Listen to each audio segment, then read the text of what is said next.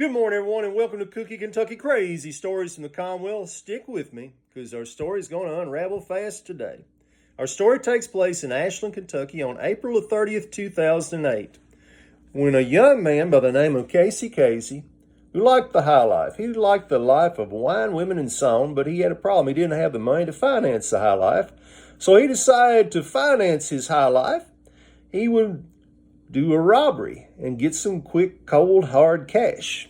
And what he decided to do was rob a liquor store. And he thought to himself, who would be the easiest pickings? Why, the Irish, of course. I'll rob me an Irish liquor store. That was mistake number one.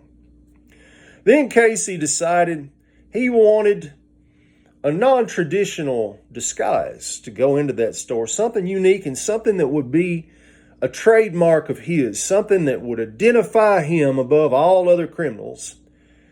So he came up with a master plan. Instead of using pantyhose, mask toboggan, or a bandana, or shades and a hoodie, he came up with a brilliant, unique plan. He decided he'd just duct tape his head and his face and go in there concealed in that duct tape.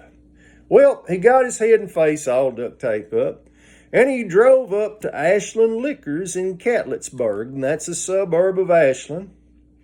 And this is Shamrock Liquors in Catletsburg, the actual store.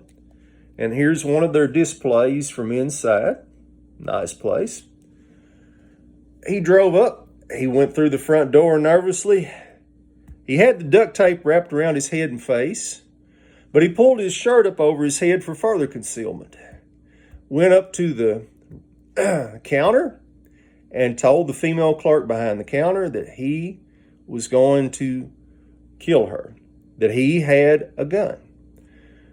Unbeknownst to him, just out of his eyesight range, but within earshot, was the manager, Bill Steele. And Bill was not amused. He immediately picked up a baseball bat and he started to charge Casey.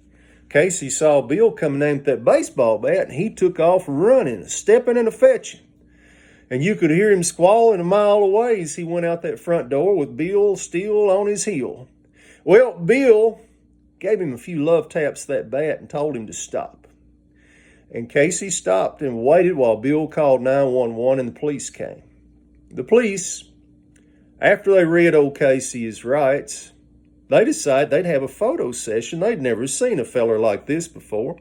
And here's one of the photos they took from their photo session. You can see that Casey has been on the receiving end of the baseball bat there. And then they proceeded to try to painfully take that duct tape off of Casey. That must have hurt. Casey claims he has no recollection of the events that took place that night. Now, that's possible if he was drunk enough and high enough, and or both. But what he does remember is he was arrested for second-degree burglary, and he would forever after be known as the Duct Tape Bandit. Well, he's a duct tape bandit. He's a duct tape bandit. This has been Cookie Kentucky Crazy Stories from the Commonwealth. My name's Shannon Whitley, and God bless and keep y'all till we meet again next time. I'm out of here. Peace.